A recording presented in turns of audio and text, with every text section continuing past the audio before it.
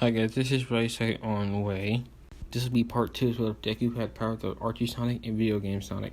Before we can continue on Deku's side of the story, we will cut to Todoroki. Now we cut to Todoroki training with his fire. Endeavor's looking at him, wondering why he can't use his ice. Endeavor's wondering, does he even have her ice? He's looking at Todoroki, seeing his hair is both white and red. He thinks to himself, until then, I'm going to train him with his fire. He tells Shoto to come here, it's time to train. During the course of the training, he gets more upset at Shoto, wondering why he can't use his eyesight. He gets so upset that he gut punches Todoroki, causing him to puke.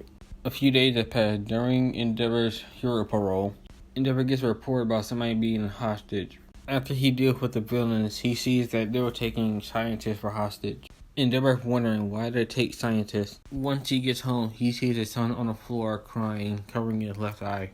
After he figures out what happened, he immediately throws his mother into an insane asylum. Todoroki tells Endeavor that he hates him, that he hates his fire too. 2 more weeks have passed and Todoroki still hasn't using his ice. He's looking at Shoto, probably saying that it's probably just a phase. Just to be sure, he takes him to the doctor to see what's wrong with his quirk. Todoroki's so upset that if he hears the news about his mother's side of his quirk, he's only going to use that side. Todoroki's wishing that his mother's side of the quirk would be stronger than his father's side. The doctor gives him the bad news, saying that he only has his father's quirk. Endeavor and Todoroki are both shocked. They are both equally upset, but Endeavor is a bit more angry since the fact is that he wasted all this time making him, but in the process, all he has is just fire. Todoroki's upset, saying that he has the exact same quirk as the man that he hates the most. As for the Todoroki family, for the hair, that don't really mean that much in this series. Endeavor's looking at Todoroki in disgust. Once they get in the house, they both go to separate ways into their different rooms. Endeavor's upset, saying what is he gonna do? How is he gonna beat the #1 hero? He gets a phone call. He's wondering who is it. He heard it from the scientist that he saved earlier. He would ask him, what do you want? The scientist would tell him, since we've seen you struggle fighting a villain, we want to help you. They tell him that we can find a way to make your quirk stronger, so much stronger that you can easily beat someone with an ice quirk with no difficulty. He's wondering, saying, wait, y'all have an ice quirk? They said no, but it is a possibility that we can make one. He asked the scientist, is it possible that you can give me an ice quirk? They told him no, we don't know if your body can handle this. They tell him no, it has to grow with the body and quirk. Endeavor asks him, is it possible that I can give it to a child? It tells him yes, the best age that energy can go through them in their quirk is the age of 4. Endeavor asks him, wait, so why the age of 4? They tell him that's when the quirk manifests, so it can grow with the quirk. He realized they're saying that he might be able to give Shoto a ice quirk after all. A few weeks have passed, Endeavor knocked out Todoroki and took him to the scientist. When they get there, they put Todoroki into a test tube. They begin to put the chaos energy into the test tube with Todoroki. The scientist told Endeavor it would take a while. 30 minutes later, Todoroki's trying to wake up.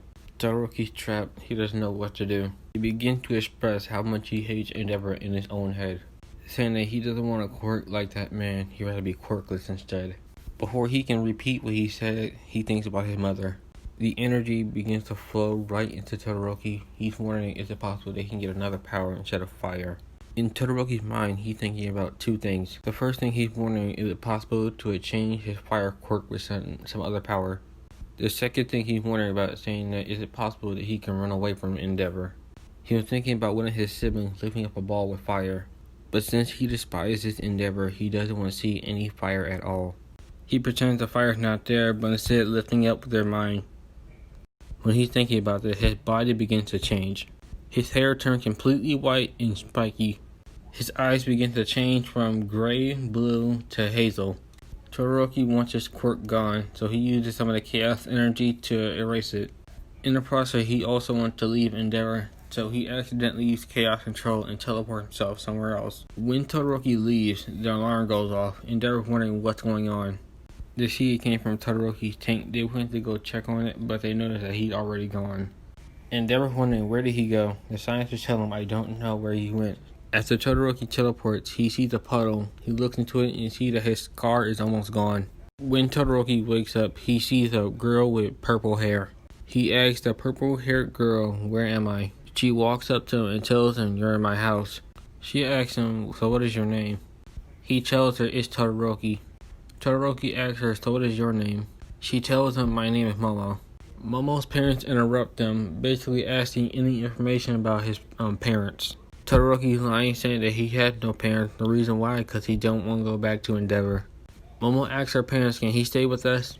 They look at Todoroki, look back to Momo, telling her, yeah, he can stay with us. A few months as they're playing, she asks him, do you have a nickname? Todoroki tells her, no, I don't have a nickname. Momo tells him, we should find you one. Todoroki asks her, what's that thing on your head? She tells her this mark runs in the family. Todoroki asks her, do you have a quirk? She tells him, yes, I unlocked my quirk last year. Before Todoroki can ask, she tells him, I unlocked it by meditating. Todoroki asks her, so what is your quirk then? She tells him it has something to do with fire, but they've never been specific on what type of quirk it is. Todoroki asks her, what do you mean specific? When my parents took me to the quirk doctor, they called me a rare child. Apparently people who have quirks don't have an extra joint in their pinky toe. The doctors didn't know what type of quirk I have. All I know is that I can shoot fire.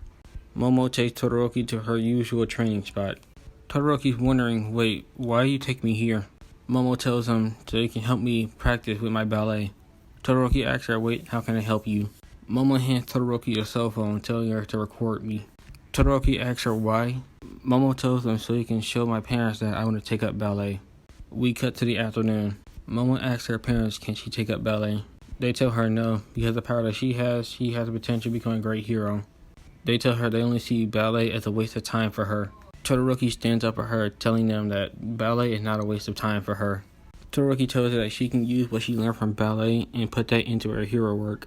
Todoroki grabs the phone that Momo gave him and pulls up the recording showing her ballet skills. After they listen and hear what Todoroki said, they agree to let her go to ballet.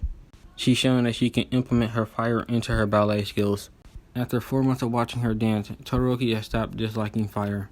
After one day when they were playing in the backyard, some guys came to kidnap Momo. Todoroki's powers begin to activate. When Todoroki stretches out his hand to stop them, they both freeze in place. When the guard sees this, he both knocks off the thugs, but a third one comes out of nowhere. When Todoroki sees this, he grabs a nearby shovel. When he threw it, it had an ominous green glow to it. After he hit the third bandit, the guard tells Todoroki thanks. 3 minutes later, Momo wants to know what kind of quirk he has. So she grabs a bunch of plates and throws them in the air. Before she throws it, she tells Todoroki to focus. After she threw them, Todoroki stopped the plates from falling. She tells Todoroki, you have psychokinesis. If I never said that before, if you go to the front, you'll see what Todoroki would look like when he's older.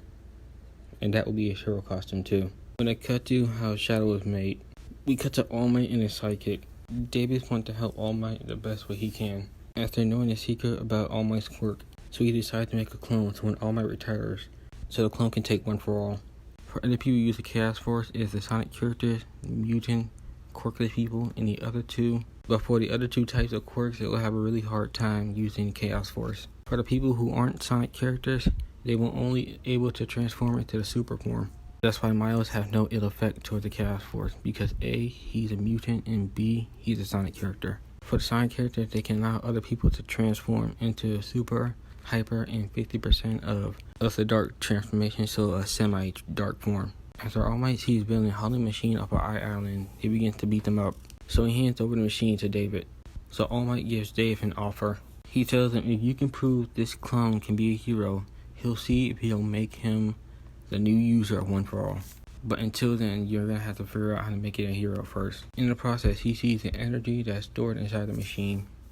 He dunks the energy in the tube with the clone. He decides to dunk the energy in there bottom first and wait 1 month for each one to go through. Each month he'll analyze them, seeing what will happen to the clone.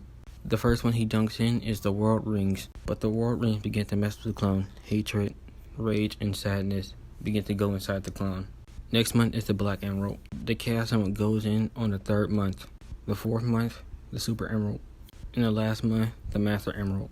Before he puts up his lab coat for the day, the machine breaks, in the process of making a 5-year-old. The reason why I turned the clone into a 5-year-old because it's recreating Deku. The reason why, because there's nothing inside the body, but it's different from Deku. But there's something different. Deku has not tapped into the World Rings or the full percentage of the dark transformation. But not yet. He sees that child hair is black, but in some of the highlights is red. He decides to raise the child, but send him away at the age of 10. To be raised by other heroes and to be sticking close to All Might. But before he goes, Melissa asks, can I go with him? He tells her no. The reason why, because he heard the news about his fight with All For One. After sending Shadow to Nezu, and after telling him the news about All Might in his early days, would agree that Shadow will be one of the picks for All Might's successors. I hope you guys enjoyed this one. The next one will be what if Deku had Heaven's Door. Later.